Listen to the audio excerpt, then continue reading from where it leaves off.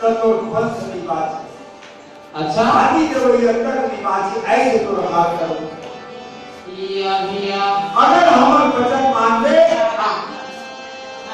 तो जनता परिवार है कि मृत्यु पाल करे।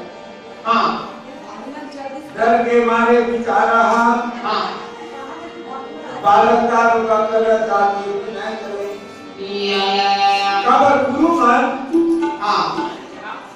काम नहीं जाते।